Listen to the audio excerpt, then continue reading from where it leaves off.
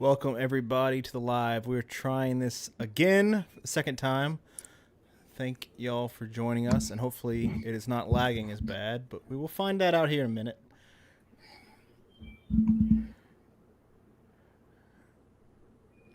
So just bear with us for a second. We did not do a lot of testing beforehand, but today we're going to be talking about a kind of crazy story that fell across our laps. And let's just get a couple thumbs up in the chat first if it's not lagging bad. I think it's better now.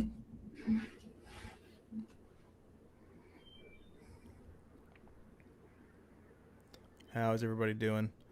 Much better. I had to change some settings. So I'm joined by the one and only Exploring with Nug, aka Jeremy Sides. Stop.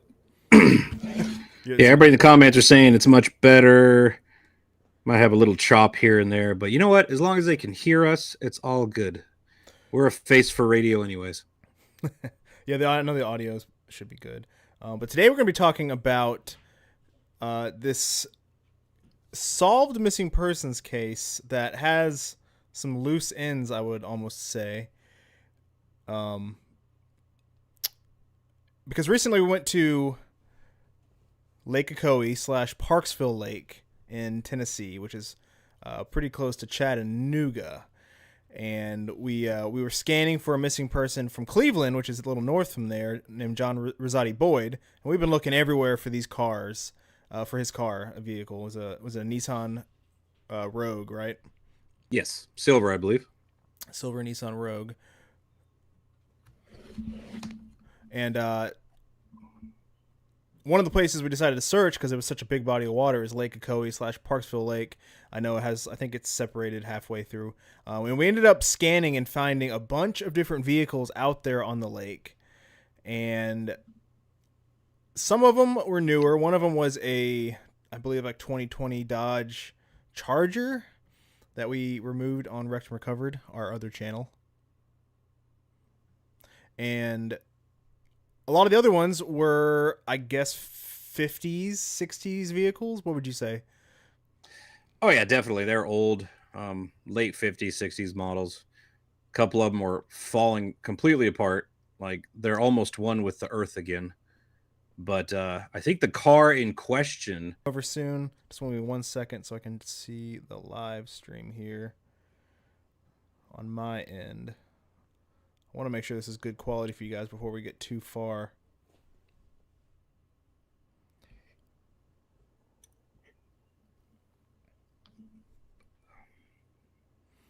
Yeah, I think it's good. Well, now it's lagging a little bit. Man, I apologize, guys. This is we're working on it.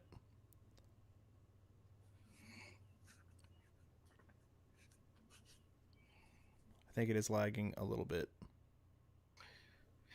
Are you tired? A little bit. It's about the end of the day for me, but I think my days are going to have to start a little bit longer because I got to put in more work because of everything changing on us. So we're going to have to actually put in some effort.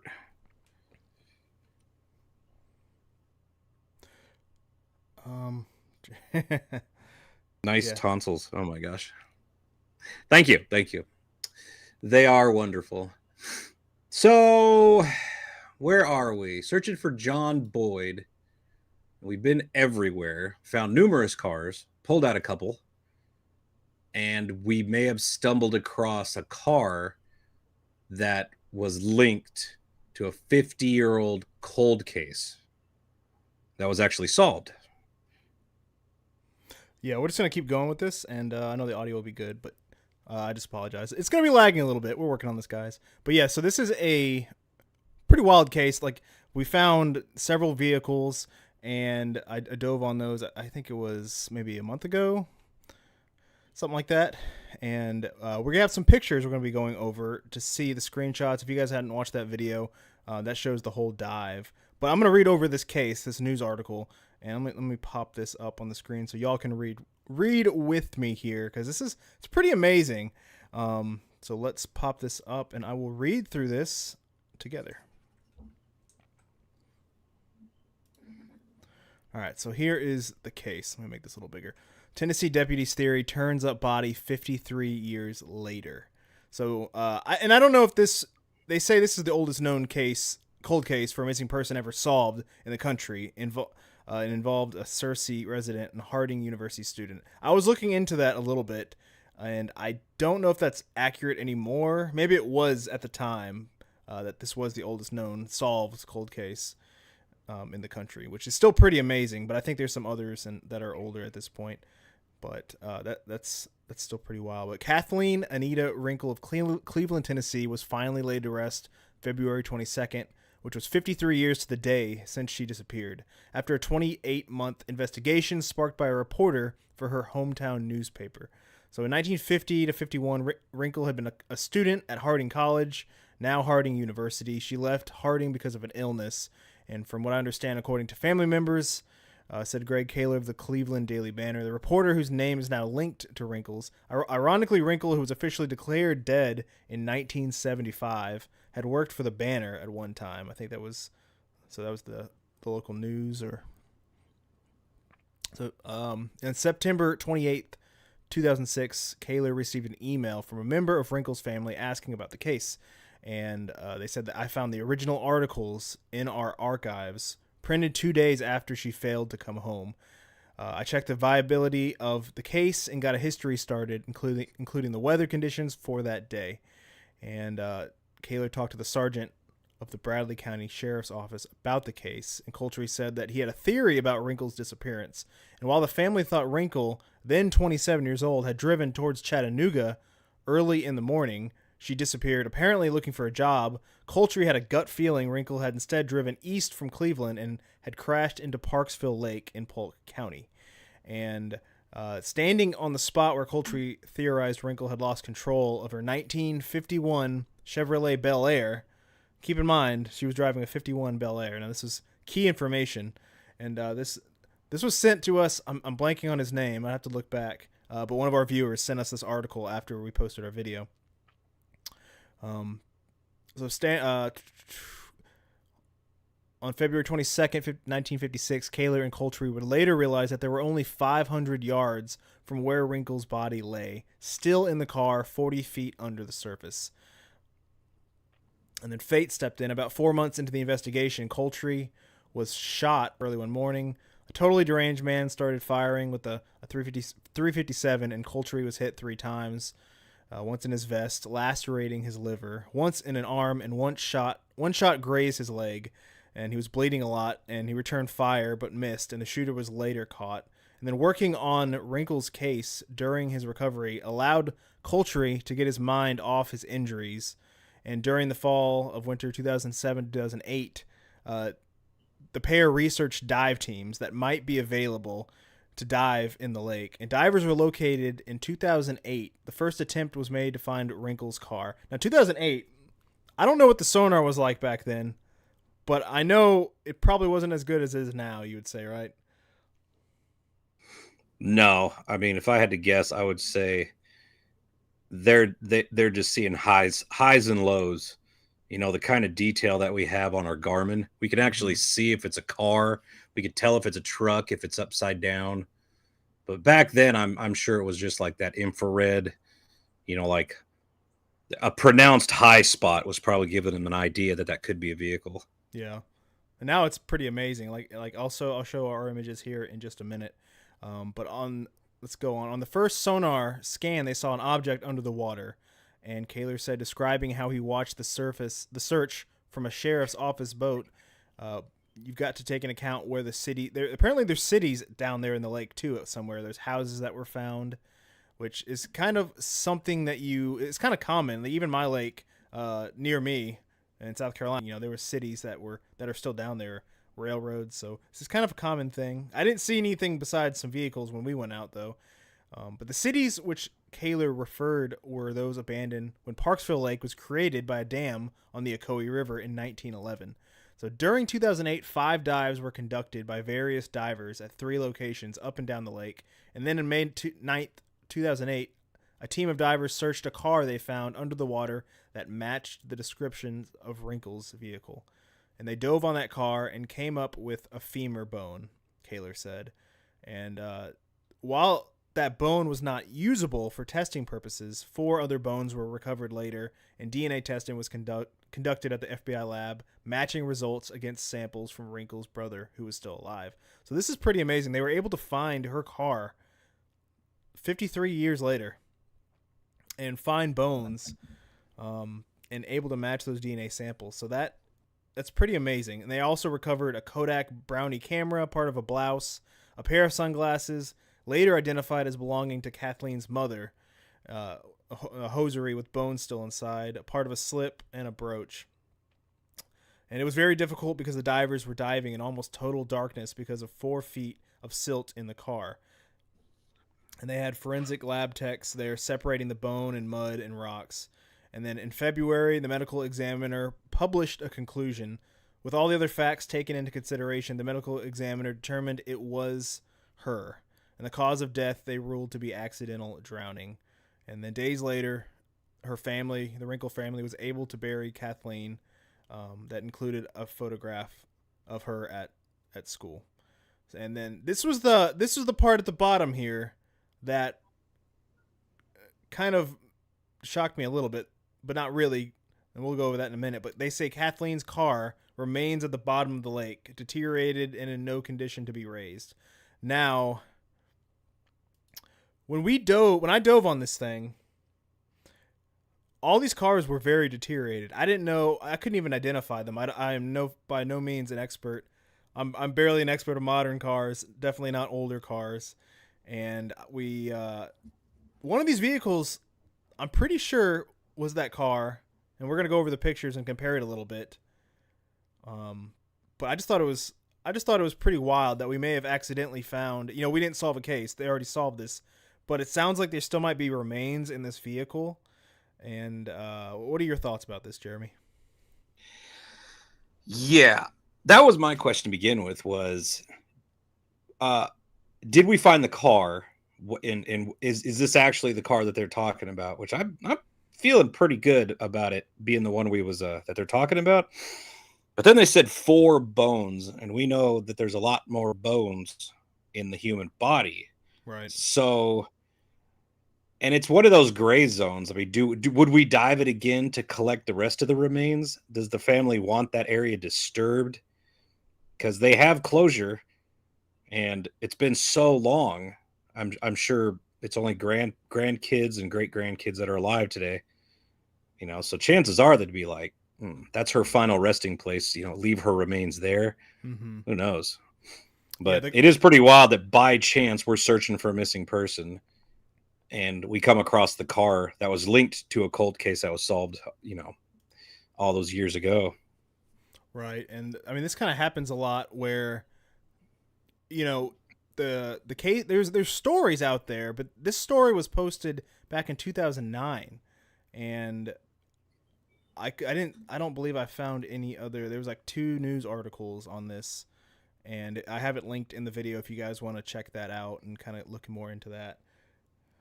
But there's a lot of old cases that were solved, but you usually hear about the cars being removed. Now, back in the day, from our experience diving, we've talked to other law enforcement. One of the common things they did was when people drove in, they would just pull the bodies out and leave the car there, which we heard a lot of different times. Which it sounds pretty wild when you think about what we do today. We pull them out. We have this kind of a procedure. But this car is so old. I guess 53. After 50 years, they couldn't get it out by the time they discovered it.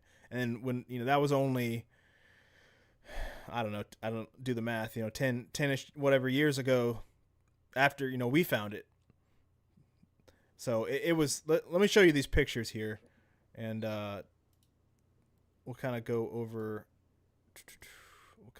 This together. Yeah, Vicky says in the comments that if they already had a funeral and buried the bones they found already, then she thinks you should just leave the car there. Which I kind of agree with, because they know where their loved one is. It's, so it's not really a mystery anymore. They just accepted it that's her burial site. Yeah, that's. And it's kind of a strange thing. I mean, it's because from what I read, like we were saying, they only found a few bones. So I didn't, there's probably a lot more down in the floorboards, and it sounds kind of crude to say, but it's just kind of the reality of the situation. And back then they were diving. And when I went down there, let me go through the pictures. So here's me down in the water right after the boat, but then here is the car, which I believe might be hers if you look at the split window. But this is the visibility you have for just like about 5-10 seconds, and then all the silt stirs up. The silt was incredibly awful down there, and as soon as you touch bottom, I mean, if you're, I wasn't floating really well. I dropped down on the car, but really any movement at all, I mean, it's just like 4 feet of silt at least on the bottom of this lake. So this is the car. This is the front window. There's the steering wheel you can see. But, and I could be wrong. We could be wrong. I'm just going to kind of compare what some of the people were saying. But this, to me, has this split window. And if you look over here, I don't know if I can. So it was a 51. So the 51 had a split windshield like that? Well, this one says 1951 Bel Air, and let's see if I can make it bigger. Yeah, you can see that the split going down the middle there. It does have a split windshield, doesn't it? I mean, it looks similar. We could be wrong about this one, but I mean, we know her car is in this area, so I think there's a very good chance this might be hers. We also have a lot of comments after we post the video from other people saying what they think. But as far as the front, I mean, it looks very similar to me, at least from just in the window. So when you dove on that, was the roof rotted off, or was it a convertible? I think it was rotted off. Because look, I'm looking. Like I mean, you have gone. plenty of room to get in there. So I'm wondering if it was like. Do those have hard tops? I mean that one, because it wasn't. If it was vinyl, you'd still have the frame to the soft top. Wonder if any car gurus in the chat would know. They look more like hard tops, but in our experience, we have seen a lot of vehicles where the roofs go first, just because of currents. And it sounded like this lake was a lot shallower back then, because they said I'd have to go back, like 30 or 40 feet down they were diving, but it was 60 feet when we dove. So I don't know if it's raised that much over time. I don't know. I mean, 20 feet's pretty significant, but at the same, when did they dive? When was this discovered? 2008. Or well, they'd have depth gauges that are accurate. So, and there are other cars out there that we never even dove. Yeah, there's still more out there. It was just too deep. Yeah, it was getting deeper and deeper. Like the upside down car, I think, was like 30, 40 feet.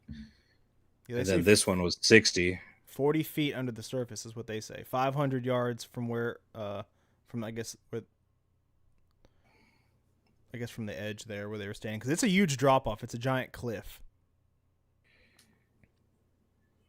And now, once again, I'm not car experts, but we know from this article that her car is out there. So, and this one kind of looked like it. So I'm going to kind of go through. And then also, here is the back of the vehicle. And it has a kind of a 3-panel. That's kind of looking over it.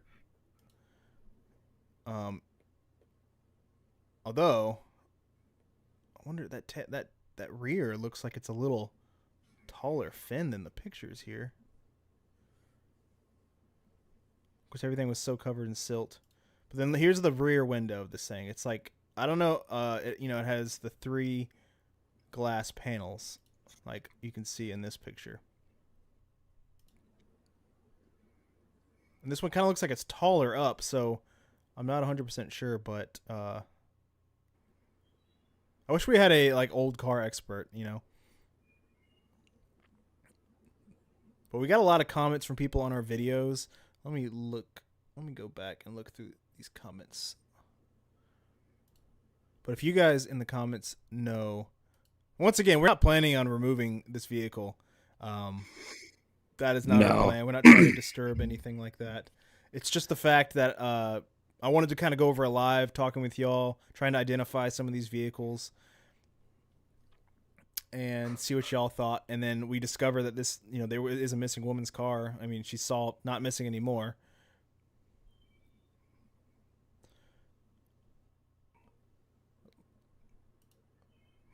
Yeah, did you compare steering wheels to the 51 Bel Air to the one he's looking at? Let's look at that. It said the 51 Bel Air was a hard top and a convertible. Came in both. That looks like the... Yeah, that looks just like it. That looks like it. If I had to guess, I put my money on that. That is the car. And there's some few variations of the wheel, but that one looks very similar. Yeah, so there's a very good chance that she's that her remains are still in there. And I mean, in this picture, that's the floorboard. I mean, I didn't see anything that stood out. Of course, it's still full of silt. I mean, we're talking 50 some odd years ago. Like her remains are going to be at the bottom. If not on the floorboard, going to be right there on the seat, buried in all that mud. But that's probably a good thing that we just leave that alone. Right. As cool as it would be, because we like helping the family and doing the best we can. Family's been helped. They got the closure. This is a burial site. It's almost like it's just a, right. It's not an ordinary thing. I think the problem was, the divers found the car. It was so, it's so dilapidated. You can see the edge here. It's like, all the metal would just be crumbling. And if you touched it, I didn't even really touch it, but it was like, it's becoming one with the earth again. But if this it looks like I was gonna say, if this was like in 10 feet of water somewhere, I'd be much more concerned. Why would they, remains were left? But we're talking 60 feet down underwater. This is not really an easy dive, and it's very difficult to even find. It would be an easy recovery even with today, because you have to float it from 60 feet, and you'd have no visibility the second you got down there with all the bags. Right. It would be a nightmare trying to get it hooked up. We did it with the Charger.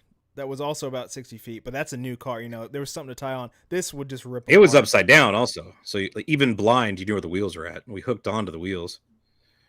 Like this one, we'd probably have to try to find the frame to float it.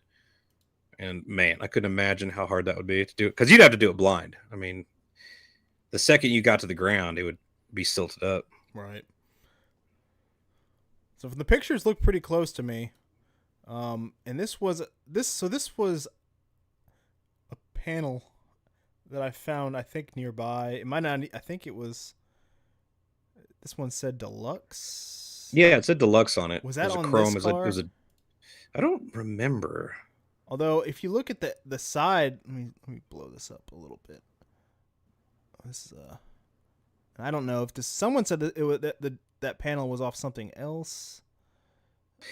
It might have been. It said deluxe. It was a side. It was a door molding. Yeah, just like that. But that that says deluxe on it. Maybe that did come off the car, dude. This is that's the part, man. Oh, it was probably her car. I didn't research into this before the live because I wanted to do this with y'all live. I mean, we did barely a little bit, but that says deluxe on the side. And that's a Bel Air. I mean, this has got to be her car, which is not. It's not like. I mean, it's a shock to us because we didn't know about it. We just accidentally found it. But it just shows you that you never know what to expect, and there's a story behind. There's a story behind every car, but most of the time you can't find information about these cars. If we pull them out, the police, it's like, oh, it's stolen, but you don't know the backstory. I'm just glad you didn't go down there and find remains and bring it up, because they're there. We didn't know, but we would have made a big stink about it, and then come to find out that this was already closed. Right. I would have felt stupid if we would have done that. I mean, there is the other possibility that they did years later at some point. Since then, went back down and maybe got most of the remains, and they just didn't do a news story. It was more, under the radar type thing. But from the news stories, it didn't appear that way. But that's I'd put. I mean, that's got to be her car. That's definitely matching. Which that's. It was in really good condition for how long it's been down there. Because the car you dove on before that, literally, it was falling apart in your hands. So, for the panels to still be solid like they were, it's pretty impressive. So it's pretty wild, man. I mean, it's sad. It makes you realize that, accidents, people have gone missing, 50 years. We're still finding remains of people missing. Well, I guess this was back, back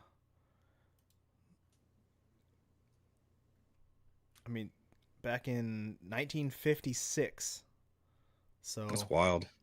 When she went missing. It might be the oldest one. I mean, if you think about it, the Auburn college kid, I think that was right at 50 years. And then the 3 guys that were just found up at, was it North Carolina? Yep. In the, you know, I'm talking about the Camaro. I forget how old they were, but I don't think it was 50 years. Those are the oldest ones I can think of. The Bronco that we found, that was 40 years, wasn't it? I think that was the oldest one in Alabama. Yeah, I remember them saying something about that being one of the oldest cases. There's always a twist they put. It sounds good in articles to say that. It's just but then I don't know. I don't. Maybe someone can message us. But once again, this was sent to us by Steven Johnson, is who I see. I don't know if anybody else sent it, but that's who sent the article to me. And I think he probably sent it to you too. But it's just I think I forwarded it to you. So I think he sent it to us both, and then I was like, oh man, let's send it to Adam. He's like, I tried. I don't know. Yeah, but so I have some other. I mean, that's kind of the main thing we wanted to talk about in this live stream. I wanted to show you guys some of the other pictures and go through some of the YouTube comments on my video that people were saying. And I know you probably have comments on your videos about that. So let me try I don't collect. I'm sure I do. Man, the awkward silence. You have to practice with that on these live streams. Just got to keep talking. People be like, man, why are they just sitting there? I think it is lagging a little bit here and there, but I'll try to fix it next time. It's all about the internet here. I was trying to stream on multiple platforms. But once again, everybody, thanks for joining. We're trying to do more live streams. I want to start doing more lives focusing on missing persons cases and kind of showing, researching into them, which is what I want to start doing.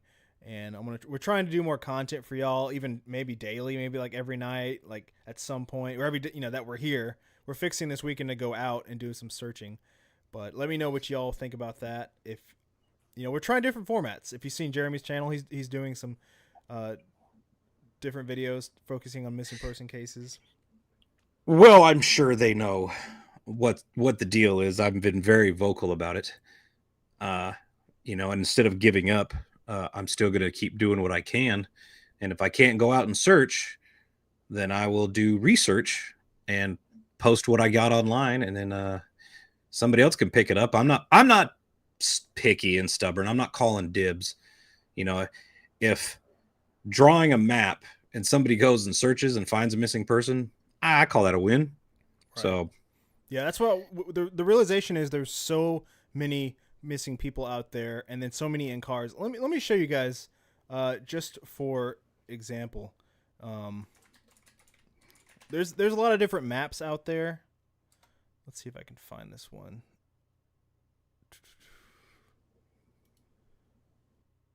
This is just in vehicles, missing people in vehicles. And this is a map created by someone that just wants to help. I don't have their name offhand, but look at this. Yeah, I've always wondered who made that map. It's very helpful. This is a different one, and they've compiled all these, and this is amazing. I mean, this helps us out a lot, and y'all sending us cases to go search is very, very helpful. This is 700 plus missing people, and there's so many over there in California on the West Coast. And we're gonna be doing lives going over these cases, showing y'all in the area if you have boats where we would search, and maybe y'all can help, because we can kind of stick over here to Texas, where there's a lot, you know, from South Carolina to Texas, and kind of this whole east side. But we're gonna be talking about doing different lives and working on that, working on the format here. This is the first iteration. This is just testing the waters here. Yeah, I've been building my live stream studio. I don't know when I'm going to attempt it, but yeah, it seems like, I don't know, man. It seems like in this field, in this news in general, podcasts and live streams are the way to go. People are moving away from cable television to get their news, and they're going to more reliable sources from regular people who aren't biased, who aren't, they just want to get the word out, and then our expertise is missing people. So why not use what we've learned and talk about it? We've done so many cases and learned so much about these missing people, and sadly we haven't found them yet. We can share all the information that we have, right, and maybe somebody will watch that video and go out there and put in the legwork and find the missing person, and like I said, I'm not going to be sad. I won't be jealous, because like if that person watched our video and then went out and searched where we told them to search, everybody wins, and the person's found. That's win-win for everybody. Yeah, we have a unique set of skills, I think, which anybody can. It just takes practice. We've been doing it for years, and we're very good at finding vehicles underwater. But it's pretty easy. Basically, you just do the research. There's a lot of this map is, I think, if you just Google map the missing, this is just a public map out there, and anybody can go looking for these missing people and help out. It's become a passion of ours. We try to do what we can. It's something we enjoy trying to help. We love pulling out vehicles too that are just polluting the waters on our other channel, Wrecked and Recovered. And it's something we want to get more people helping out. So I want to be going over cases like you could take any case probably.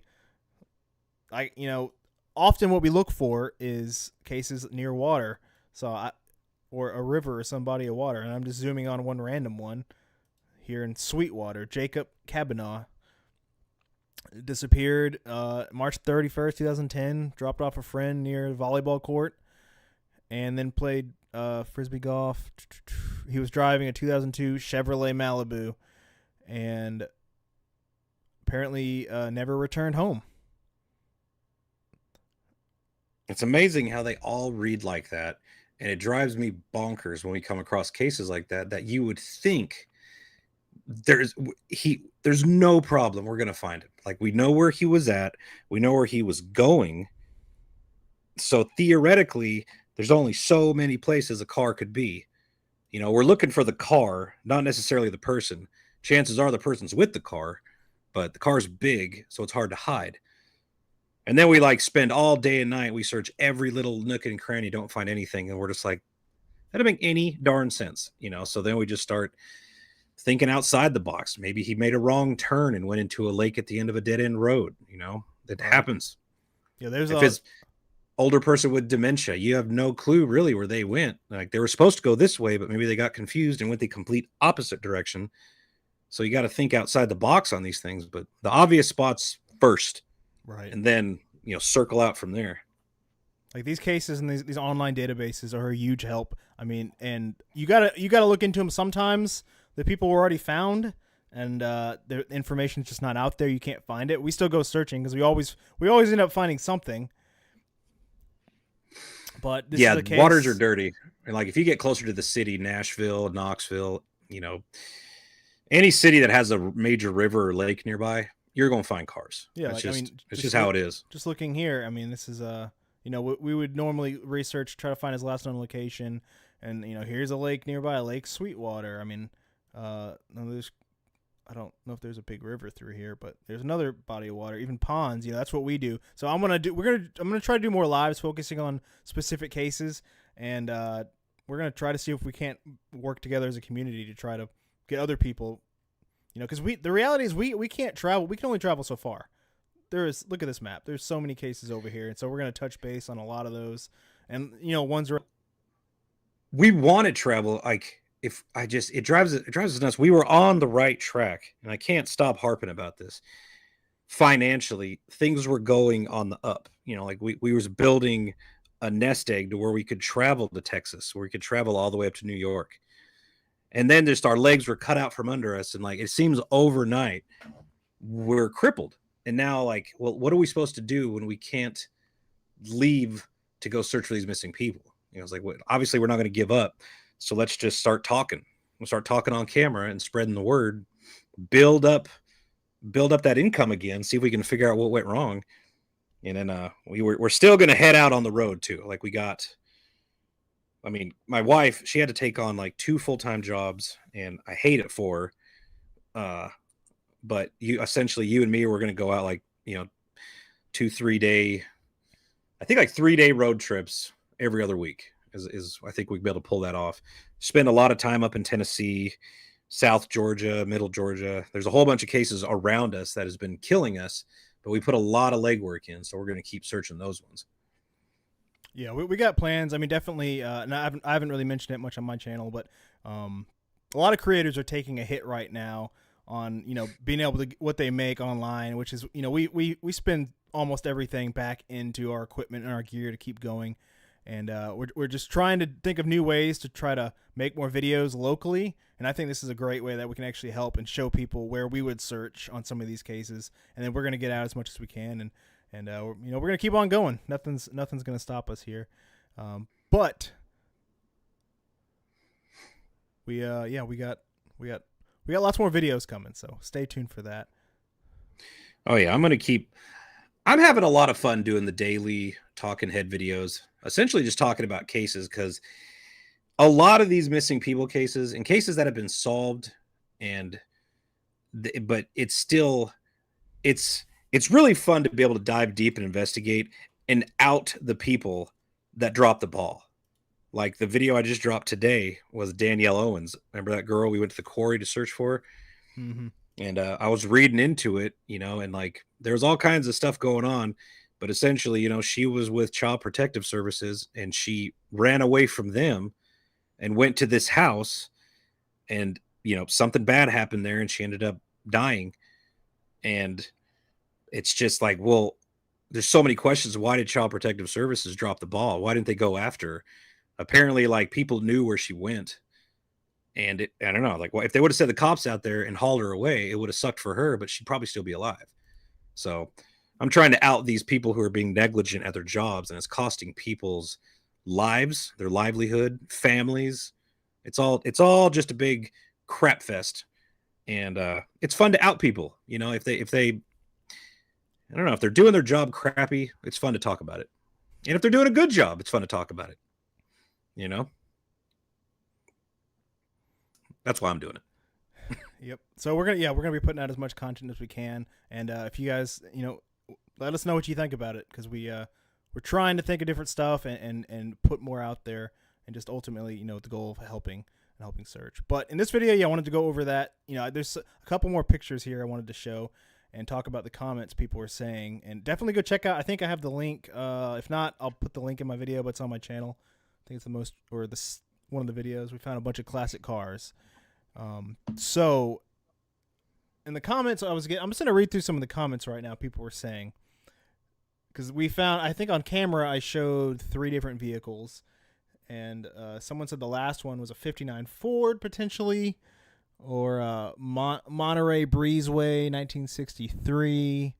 Someone said it looks like a Thunderbird, a couple Thunderbirds, Ford Deluxe. I got a couple of people saying Rambler. I'm not even sure what that is. So I think this was the taillight, or I'm not sure which light. Look at the silt we had to deal with. I mean, it was so bad. I had just seconds to go around the car, and there's no current. Well, there was none when I went there. You know, it's a lake. Usually the current kind of helps, you know, the visibility a little bit when you're down there. So I was trying to rub away, but someone said, I think this one in the picture was the 59 Ford. Because this one, so this is the back hatch, or it might be the front. I don't know, the hood. It opens in reverse. So someone was saying, I don't know. See, that's the kicker. If it was the back and Ford it opens Galaxy. up, old car, like really old, like cars used to have like this back seat that was actually, you open up the back and now you could sit there. But then on a different note, other cars, the hood opened in reverse. And there's a bunch of models that did that. So I'm not sure. Not sure. It really depends where you're at. It looks to me like that's the hood and it was just opening in reverse. Yeah, it's kind of weird looking, but you can see my hand right here. And let's see. Let's see the hood open.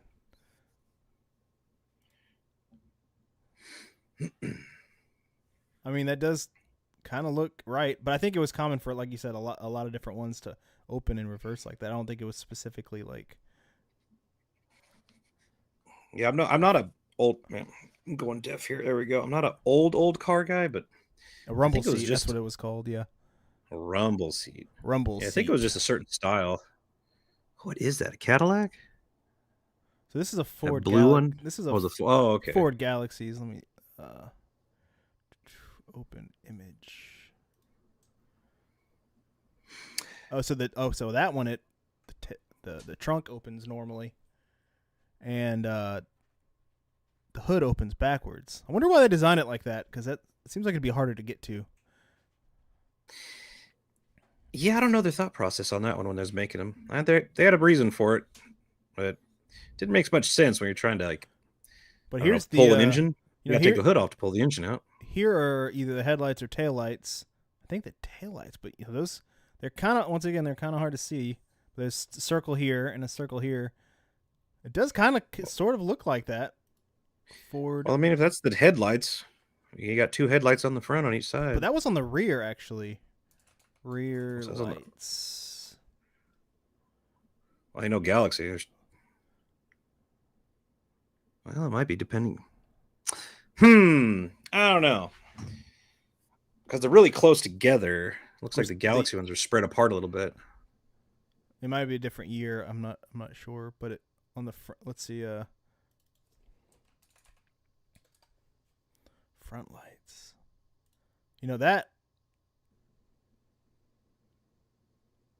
That kind of looks right. You can see the in between, like the metal lines right there. Yeah. And once again, maybe that's just a comment. I know a lot of cars back then, it seems like they had like the same parts and stuff. I think so. I'm not, correct me if I'm wrong. Felt a little more preserved, and like it wasn't crumbling when I was touching it and grabbing it. It felt hard. It felt like a more modern car. Like the metal was strong. So I don't know if it was made different or just because it's a little more buried that it was preserved better. Probably. I thought that was the one that you said was really brittle. How many cars you dive on? Jeez. I think we dove on 4, but one of them, okay, the GoPro wasn't recorded, or it was. That one was, I think, was upside down. That was the first one. I took some screenshots here. That was the rear window, and then this was like the rear right, and it has like this little rectangle, I guess, window part. I don't know. This might have been one of the other ones. We found so many cars down there. It was just a mess. Yeah, that place, that was an old car burial ground. Stephanie dropping $20 super chat. Thank you. Oh, thank you, Stephanie. And thank you, everybody, for becoming members and joining. Memberships really help us out, and donations, if you want to do that, that definitely helps us out. We appreciate everybody supporting us. I'll tell you what. I think the coolest thing that people support us on is gift cards for food and gas. Because that's like our biggest expense when we leave, if you think about it. Gas is a killer. Gas, especially with diesel. Is a nightmare. Whew. Yeah. Like it takes, oh gosh, people know this, but diesel's expensive, and it takes about $130 to fill up my truck from empty. And let's say we drive to New York or Texas. I mean, you're talking $1,000 by the time you get home in gas alone. Google 59 Ford Skyliner. Yeah, those lights kind of look similar too. What was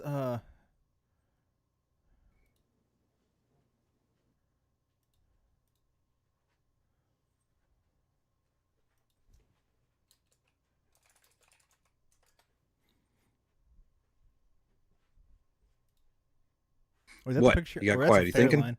Oh, I'm just looking. Yeah, this is a raw investigation, guys. This is what we do. We're Apparently.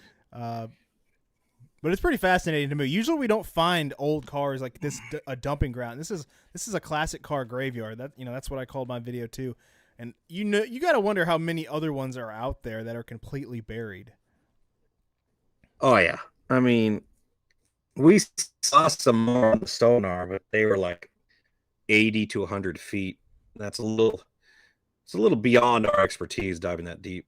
I mean, I don't know, you do it more than me, I guess, but I am not experienced with diving deeper than like 50, and I don't like that. So there better be something at the bottom of 50 feet if I'm going that deep. Well, I'm not a huge fan of diving deep, but 60, 70 feet is about my max. I did do safety stops. You gotta, make sure you're accounting for that. It's spooky when you dive that deep because, like, usually, I mean, you get so used to 10, 20 feet, and if something goes wrong, you can just kind of just swim up. You can still see the sunlight sometimes. 60, 70 feet, it gets real. You got, like, if something goes wrong, I mean, you got to have backup rig. You got to have all that stuff dialed in. And, like, we dive so much, and we're definitely not doing it by the book. And yeah. We need to definitely, if we're going deep, we need to slow down and actually make sure we're doing everything right. Yeah, I'd hate to be a casualty. We did have our OTS communications working. We got those back, and that was actually cool. I could tell really you was down there yelling how cold it was. Yeah, it was cold. I ended up. Somebody did mention they was like, "Oh, I see you got a new suit." That wasn't his. That was a 3 millimeter dry or wetsuit, and he went 60 feet, and it was like 40 degrees at the bottom of that lake, so he about froze to death. Yeah, I do have my new dry suit, but it's so hot right now I can't even wear it. I'll be sweating like crazy. But if I go deep like that, there's the thermocline. So I will definitely be wearing that for any more deep dives. Sorry, guys, I'm trying to look through. So this was like the yellow color vehicle, and somebody said to pull up a 59. Steve said. Yeah, was it yellow or was it mud stained? It used to be white. This one, I mean, look, that's kind of yellowy. I think the yellowish, and I forgive me, I don't know the actual. I'm sure there was a name for the yellow. It's kind of like that. I'm guessing tapioca, maybe something like that, or maybe it's not yellow. I don't know, but that's what it appeared to me. And I think this might have been another. These are the best. By the way, these are the best screenshots I could get for my video, just to show y'all. Let me pull up the video. I don't have. Yeah, it's pretty bad. I don't have audio on here, but you can see. Are you gonna copyright yourself? Let's see the video here, and we'll just go through the video. So nobody was missing in these vehicles, except for that 51 Bel Air, but it was already case closed, and we just happened to stumble across it. Yeah, so okay, that's I did dive on one before, but then the GoPro shut off, so you couldn't even see it here. But let me skip to I believe. Is that the one where it shuts off right when you get to the car? Yeah, I don't know what it was. It was like a big old station wagon looking car. But here is what we believe to be the Bel Air car here. And I always do a lot. I don't know if it comes off, but I do a lot of editing and cutting because it took me a while to get down there. And the steering wheel, and there's the floor. It's so silty down there. But there's just stuff growing on this. Look at the edges of that. There's nothing left. Completely crumbled. Looks like the Titanic. I mean, it really is. It's kind of amazing to see and dive on.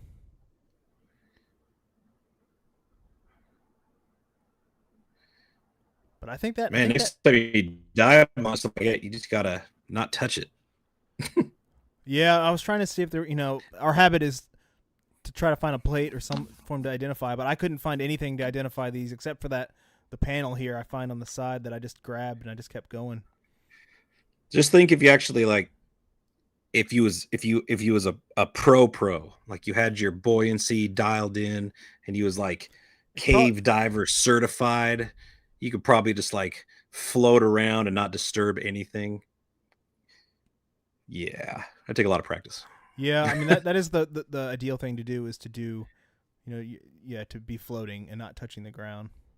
It's hard, It's pretty especially if you hard. don't practice that stuff every day. Like all we do is sink to the bottom and find the car. So we don't float.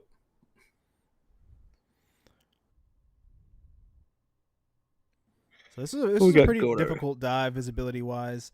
But if you guys haven't, go check out the video. I think we're definitely. I feel pretty confident about this one, and it seems like a lot of the people saying too that it's a Bel Air. I mean, there is visibility down there. It would be great visibility. The problem is all the mud. Like if there was a river with a current, we'd have no problem. And that's the deluxe. Should take the Subnados down there next time and just blow everything away and see what happens. Well, I'm somewhat interested in going back to the last one, which the sturdiest feeling one, like with the hood or the front open. Yeah. And maybe trying to. We also lost one of our magnets down there. Oh, that's so mad about that. Dang rope got cut. So I thought the knot came untied, so I was all mad at you about it. But then the rope was cut, so I was like, ah. So now we're down to like one magnet. Yeah, I'm sure we could get like Centurion Magnetics just sent me another one. So shout out to Centurion Magnetics. Man, why get one when you can get two? Yeah, you can use code Adam10 for 10% off, I believe, if you guys are interested in getting a magnet. Which we do some magnet fishing, but we mainly use them to hook on vehicles. So once again, if you guys are tuning in, this is Lake Ocoee, Parksville Lake in Tennessee, and we found all these classic cars down there. And I even was reading, somebody said there might have been an old road or something down there, the road bed. I'd love to talk to like an old timer or somebody that knows more. I mean, there probably is. There's probably houses and all that stuff, but they're probably half buried. Man, look at that gut. Jeez, squeeze, I'm fat. So this is going on. So I believe this is the last car. Okay, so this is the one with the hood, probably the hood open, and that we lost our magnet on. Yeah, all that loose rope isn't a good thing either. But it's just, every time we dive, it's a different dive. It's a different car. Oh, that's the one. That's the Bel Air, isn't it? This is the last one. Oh, yeah, that one's buried too. I think. I'm pretty sure. It's very buried. I mean, you could see some of the headlights. That's the roof, believe it or not.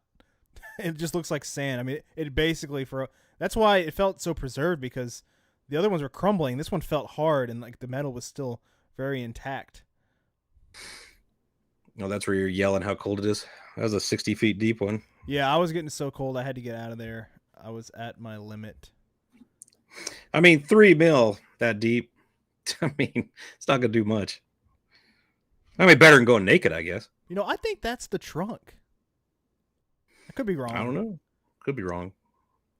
But there's the lights right there. So those definitely look like headlights. You think so? Well, I'm not the expert. I'm better at diving, but luckily I'm the expert. We've gotten a lot of we've gotten a lot of experts in the comments, and a lot of people that know more about these sort of cars.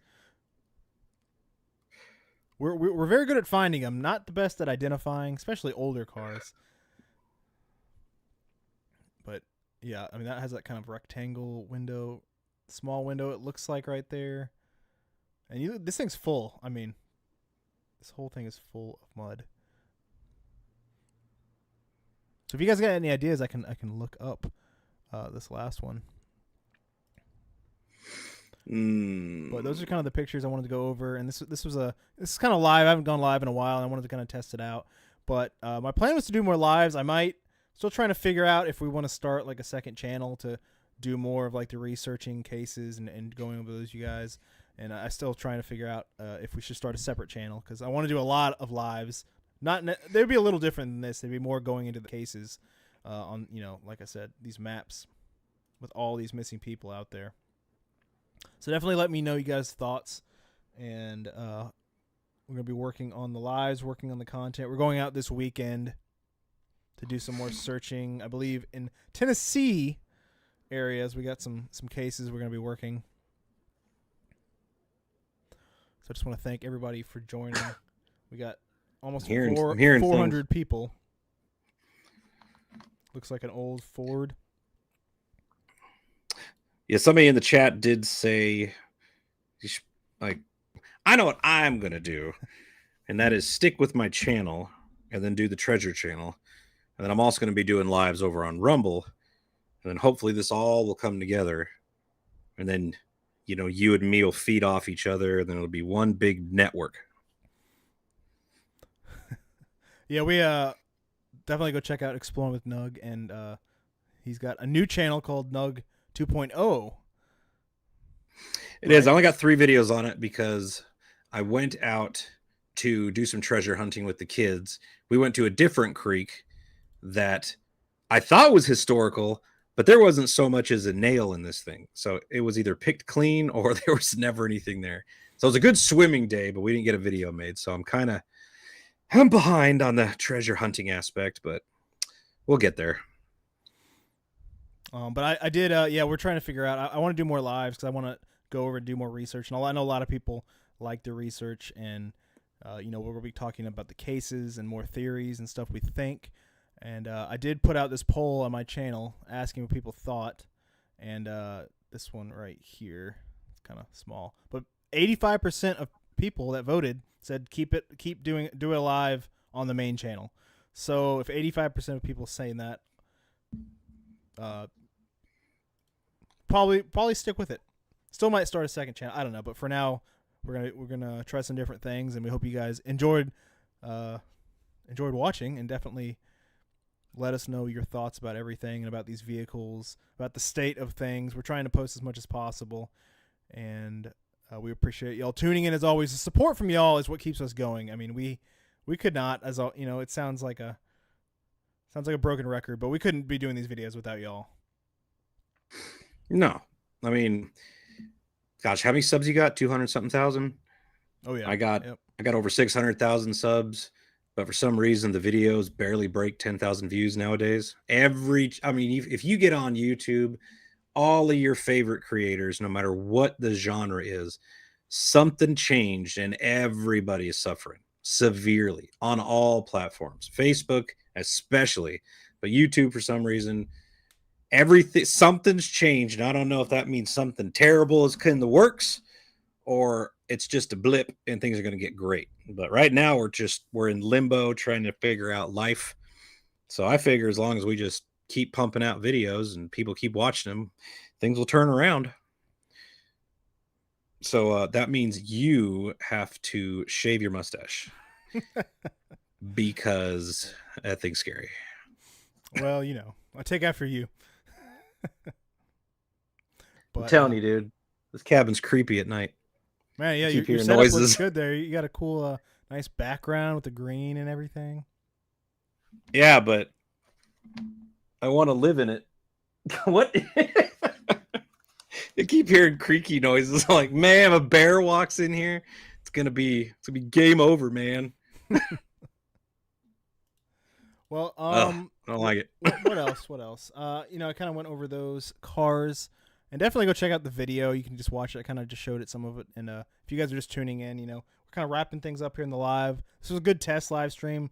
I got a whole bunch of stuff going on my computer and the settings. I'm trying to figure out, because I can switch through screens like this, and I can do close-ups on me if I'm talking, close-ups on Jeremy if he's talking. You shouldn't do that. I'll just leave it on this. Oh gosh. Let me see here. Wait. Let me just touch it. Boop. Okay, there we go. So we did get a question that is pretty good question. Is would we rather get donations through our channels or through the nonprofit? And I would say directly through the nonprofit, because 100% of that money goes into the nonprofit and you don't have to pay the middleman, YouTube, their cut. Yeah, I mean, that works really. I mean, I know super chats, once again, thanks for everyone, for Dusty. Keep doing what y'all doing. It makes a difference. And Shane for I swear to God, be dude, a I think member. this thing is haunted. The super chats do. I think that YouTube takes some of the income, but it's still okay. But I think the nonprofit, which I don't have linked in this video, but what's the website? rapidcc.org. I'm sorry. What are you listening to? I'm just lit. You got noises going on? I got helicopters flying over me. Well, I can hear the chickens, but it's 9 o'clock. They should be locked up by now. Oh.